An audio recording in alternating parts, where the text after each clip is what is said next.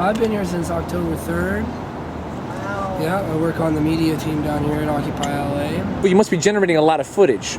Tremendous amounts of footage. So does it all go up on the web? Do you pick? Do you edit? Well, are you making? One of our biggest issues here is our lack of resources. So this is a gold mine of information, a gold mine. I mean, this is history in the making here.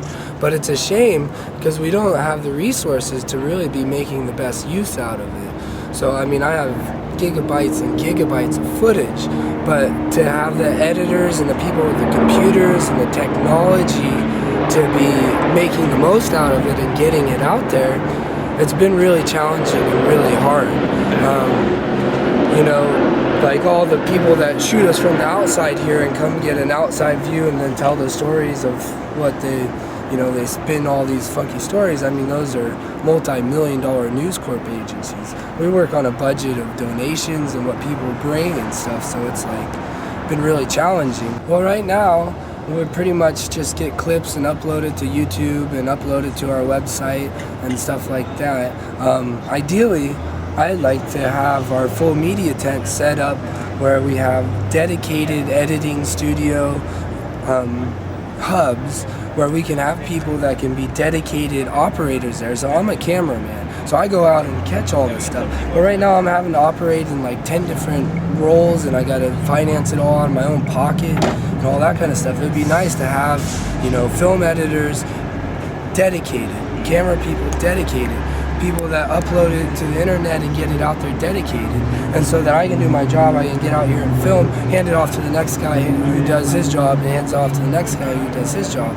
But right now we don't have the resources to support that. It's interesting. I'm studying documentary film this semester at Cal State Northridge, and what you're doing sounds, funny enough, kind of like what Soviet documentarians were doing in the 1920s, where they were wearing, many hats, and even in the World War II, they were getting shot with their cameras in their hand, and then the next guy would pick up the camera, the guy who just got shot. That's how it felt like on November 17th, our National Day of Action, as we had 3/4 of the LAPD, tactical team surrounding us. I don't know if you saw footage from that, but I thought it was a little bit atrocious, the amount of resources and manpower they put into a peaceful protest where it was simple acts of civil disobedience. And I mean, it was shocking, but I felt like that being surrounded by people. I'm switching out memory cards as fast as I can, man. I don't want to get tackled down here and have this great footage and have them steal my camera or something. It was quite an interesting scene, and I got great footage from it, but I'm still trying to process it and edit it, and it's hard to keep up. What we're doing here is we're creating jobs. And it would be nice to have the support from the outside community that thought that what we're doing here is important and it's making a difference, to actually contribute resources that we are creating jobs so we can pay people to do stuff. I work usually on average, 16 to 20 hours a day.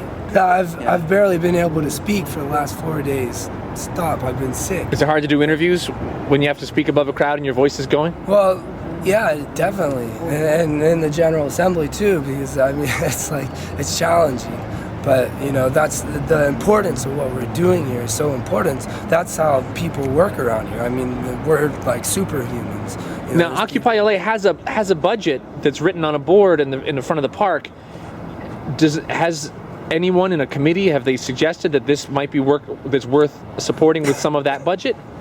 Yeah, we do get some support from that, but there's been issues with enough funds coming in and distribution mechanisms to get it out. These clips that you're getting, are you able to cut them at all, or are you putting them up raw? Usually, for me personally, to do editing, my computer doesn't do very well. I need to get a Macintosh, but I'm on PC. It's not very good for editing. So luckily, there's a gentleman that supports the movement, and he's got a film editing studio over in Santa Monica. So I usually go off-site when I have to do stuff, but it's hard because I only go over there maybe once or twice a week, and I like to be doing it instantaneously. Are you able to get an audience for the pieces that you cut? Oh, definitely. We have our regular audience through our YouTube channel, youtube.com/Occupy LA Media. and you found quite a few hits. People are interested in paying attention. Yeah. As someone who's in the middle of the story, filming it all, are there moments where you see a larger narrative coming out, where you see, hey, wait a minute, there's a big project here, there's a feature-length film in here, or a series in here? Most definitely. It's a shame that we don't have more support of our professionals down here working hand in hand with us.